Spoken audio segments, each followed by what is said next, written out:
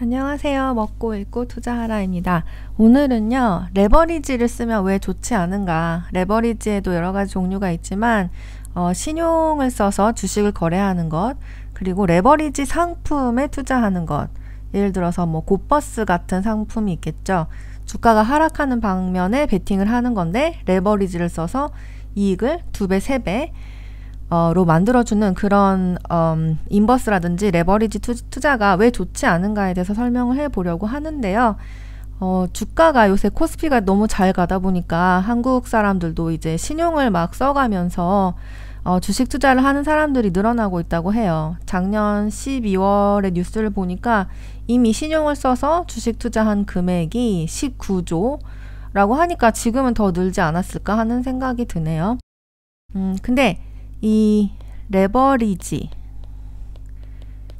빚이죠. 빚이 왜 좋지 않은가. 그러니까 많은 사람들이 빚은 나쁜 거야.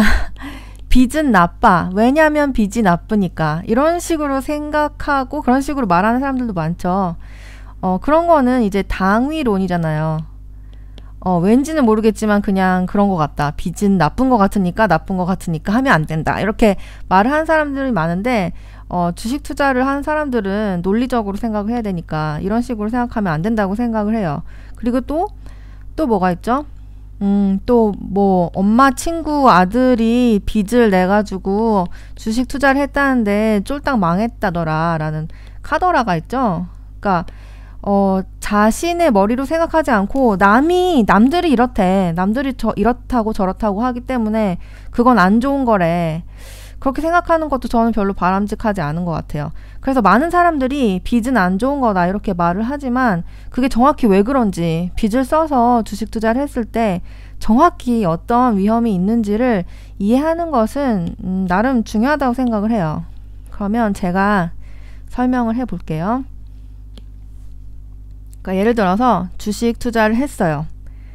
이 주식이 처음에 너무 잘 가서 50% 올랐어요. 근데 방심한 사이에 50% 폭락을 했어요. 그리고 좀 있다 보니까 다시 50% 올랐어요. 예를 들어서 주가가 이런 식으로 움직이는 경우를 생각해 봅시다. 빚을 안 내고 내 돈 1,000만 원으로 주식을 한 경우에 어떻게 돼요? 여기서 50% 올랐으니까 1,500만 원이 되겠죠. 근데 여기서 50% 다시 빠지면 어떻게 돼요? 750만 원이 돼요. 근데 여기서 다시 50%가 오르면 750 플러스 375니까 어떻게 돼요? 1,125만 원. 그래서 결과적으로 한 12.5% 정도 벌었네요. 내 돈 1,000만 원으로 이렇게 투자를 했는데 이런 식으로 주가가 움직였다면 어떨까요? 이때 되게 아프긴 하겠죠. 안타깝고 이때 팔 걸 하는 생각이 들기도 하고. 그런데 여기서 그냥 버티면 언젠간 다시 올라갈 수 있어요. 그래서 언젠가 다시 수익 구간으로 돌아갈 수 있기 때문에 여유 자금으로 해라. 순전히 너의 돈으로 해라. 이런 식으로 말을 하는 겁니다.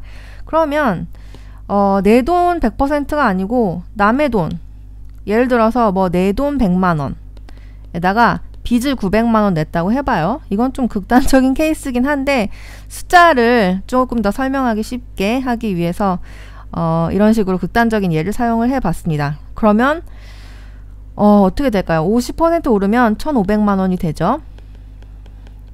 그럼 여기서 빚을 900만 원 갚고 나면 600만 원이 남는데 내 돈 100만 원 가지고 600만 원을 벌었어요.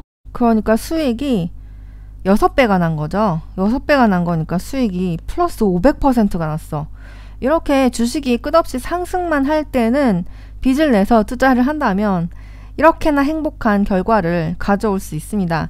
그런데 여기서 50%가 빠졌다고 생각을 해봐요. 그러면 주가는 750만 원이 됐겠죠. 그러면 여기까지 올 필요도 없어. 한 여기쯤에서 빌린 돈을 갚을 수가 없게 되죠. 900만 원을 빌렸는데 이 주가가 훅 떨어져서 750만 원이 됐어. 그러면 어떻게 돼요? 마이너스 150만 원에 빚을 지게 돼요. 그리고 내 돈 100만 원 어디 갔어요? 내 돈 100만 원은 0원이 됐어요. 그래서 여기서 마이너스 100%인데 빚까지 졌으니까 또 마이너스 150%죠. 그러니까 여기서 마이너스 250%가 날 수 있는 거예요. 그리고 이렇게 빚이 더 많이 생기게 되는 위험보다 더 큰 위험은 이렇게 돈을 빌려준 사람 입장에서 보면은 저 사람이 주식을 가지고 있으니까 저 주식을 담보로 내가 돈을 900만 원 빌려줘야 되겠다. 이렇게 생각을 했을 거 아니에요? 근데 주가가 빠져서 저 사람이 가지고 있는 주식의 가치가 750만 원밖에 안 돼. 그럼 내 돈 못 받는 거잖아요. 그래서 여기쯤에서 이제 따르르르릉 하고 전화를 합니다. 전화를 해서 저희 고객님, 저희 님 주식을 가지고는 저의 돈을 빌려준 돈을 못 받을 것 같은데요. 주식 파셔야 되겠어요? 이렇게 전화를 하거나 아니면 어떤 증권사에서는 그냥 여기서 주식을 강제로 팔아버리기도 해요. 그거를 반대 매매라고 하거든요. 그러니까 나의 의사와는 달리 주식시장에서 여기서 쫓겨날 수 있다. 주가가 크게 하락하면 쫓겨날 수 있다. 포지션을 강제 청산당하다 이런 이야기 들어보셨을 거예요. 그거는 이제 주가가 하락했을 때 신용을 쓴 사람들은 이 빌려 쓴 돈을 갚지 못하기 때문에 증권사에서 강제적으로 주식을 팔아버린다 이런 뜻입니다. 그러면 어떻게 돼요? 내 돈으로 투자했을 때는 여기서 기다리기만 하면 다시 올라갈 희망이 있었잖아요. 근데 여기서 한번 쫓겨나면 더 이상 재기불능, 더 이상 주식을 할 수 없는 겁니다. 그래서 제가 저의 유튜브에서 자주 이야기하듯이 주식 투자는 길게 해야 된다. 길게 하면서 길게 막 30년, 40년 이렇게 하면서 매년 복리로 한 5%에서 10%까지 불려 나가게 되면 돈이 이렇게 늘어난다. 이런 식으로 투자를 해야지 이렇게 빚을 써가지고 하락 시에 주식시장에서 쫓겨날 수 있는 리스크를 지는 것 그거는 너무너무 위험한 일이다. 그런 식으로 이야기를 해드리고 싶어요. 그리고 또 빚을 지금 극단적인 예를 들어서 내 돈 100만 원에 남의 돈 900만 원 이런 예를 들었는데요. 그 정도가 아니라도 예를 들어서 내 돈 500만 원에 남의 돈 500만 원으로 거래를 한 경우에 올라갈 땐 행복하겠죠. 1,500만 원이 되면은 돈 갚고 나서도 500만 원 가지고 1,000만 원 만들었으니까 100% 벌었다. 오예 신난다. 이렇게 될 수 있는데요. 여기서 50% 떨어졌다고 해봐요. 그러면 750만 원이죠. 그러면 내 돈 500만 원은 어떻게 됐어요? 빚 갚고 나면 250만 원밖에 안 되는 거니까 반토막이 난 거잖아요. 그러면 여러분의 멘탈이 어떻게 될 것 같아요? 내 돈을 가지고 하락장을 견디는 것도 쉽지 않은데 남의 돈을 끌어 쓴 상황에서 지금 하락의 폭을 더 크게 느끼는 거잖아요. 이 하락의 폭을 과연 님이 정신적으로 견뎌낼 수 있을까요? 굉장히 저는 이게 힘든 일이라고 봅니다. 그렇기 때문에 두 가지 이유에서 첫 번째, 주식시장에서 강제로 쫓겨날 수 있는 가능성이 있다. 그리고 두 번째로 멘탈이 남아나지 않는다. 정신적으로 매우 힘들다. 이런 의미에서 저는 빚내서 주식하는 것은 권해드리지 않습니다. 그럼 두 번째로 레버리지 상품. 레버리지 상품에 투자하는 것이 왜 좋지 않은가 이 얘기를 해보도록 할게요. 자, 예를 들어서 주가가 요렇게 움직였다고 합시다. 먼저 40% 올랐다가 40% 떨어졌다가 다시 40% 올랐다고 생각을 해봐요. 그러면 한 배짜리로 1,000만 원 투자를 한 경우에는 어떻게 될까요? 여기는 1,400만 원이 되겠죠. 근데 여기는 마이너스 40%니까 1,400 곱하기 0.6 하면은 840만 원. 그리고 다시 40%가 오른 경우에 840 곱하기 1.4 하니까 1,176만 원.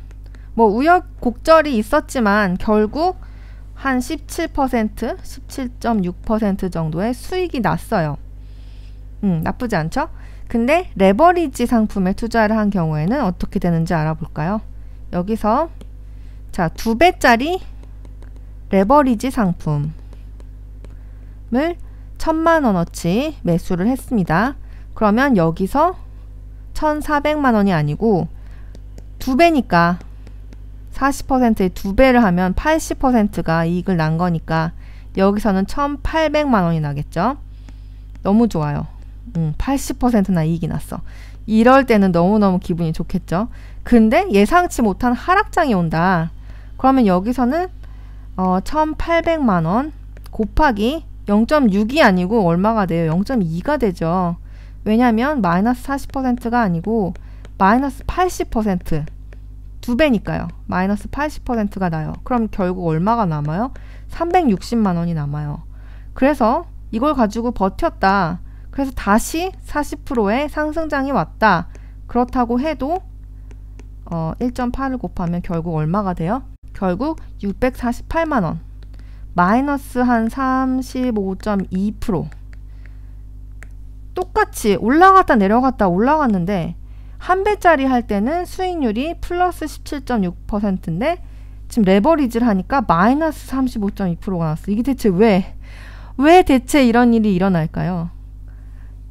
레버리지 상품을 쓰면 이게 하락할 때 원금이 지나치게 줄어들어 버리는 거예요. 그래서 아무리 다시 상승장이 와봤자 회복을 못해. 이게 계속 반복이 되면 어떻게 될까요? 예를 들어서 계속 이렇게 움직인다. 그러면 내 돈 가지고 투자하면 진짜 그냥 요렇게 됐다가 뭐 원금 수준으로 돌아오겠죠. 근데 레버리지 투자한 경우에는 이렇게 올라갔다가 훅 떨어져. 그리고 회복이 안 되니까 이렇게 떨어졌다가 또 훅 떨어져. 그 다음에 또 올라갔다가 훅 떨어져. 그래서 끝이 없이 추락을 하게 되는 거예요. 이거를 끌림 현상이라고 합니다. 추락을 견디질 못하는 거예요. 물론 우리가 뭐 신적인 능력이 있어서 여기서 사서 여기서 딱 팔고 여기서 굿버스 사서 여기서 딱 팔고 그러면 당연히 수익이 나겠죠. 근데 그게 되는 사람이 별로 없다는 얘기예요. 그게 되면은 왜 주식 투자를 하겠어. 그냥 카지노 가서 신적인 능력으로 룰렛을 맞추면 되는 거 아니에요? 그렇기 때문에 주식 시장에서는 이게 올라갈지 내려갈지 예측을 할 수 없기 때문에 요 순간을 노려서 레버리지 상품, 뭐 굿버스라든지 뭐 2배, 3배 레버리지에 투자를 하는 것은 위험하다. 그리고 특히 이걸 오래 들고 있을수록 요런 끌림 현상이 나타나기 때문에 원금이 녹는다. 이런 위험이 있다는 점을 설명을 해드렸습니다. 네, 요새 주가가 너무 오르니까 빚 내서라도 투자를 할까라고 이야기를 하는 친구가 있어서 그 친구에게 설명을 어떻게 해야 납득을 해줄 수 있을까라는 생각을 하다가 이런 영상을 만들어 보게 되었습니다. 무작정 빚은 나쁜 거야 라든지 남들이 빚 내지 말랬어. 그런 카더라라든지 당위론이 아니고 빚을 내서 투자를 했을 경우에 그리고 레버리지 투자를 했을 경우에 어떤 위험이 있는지 구체적으로 설명을 좀 드리고 싶었습니다. 도움이 되었기를 바라고요. 여러분 모두 여유 자금으로 한 배짜리 공부하시고 그러니까 오를까 내릴까에 베팅을 하지 마시고 그냥 장기적으로 쭉 올라가는 상승폭을 자신의 몫으로 하는 그런 투자를 하시길 바랍니다. 그러면요, 또 다음 시간에 다른 컨텐츠로 만나요. 안녕.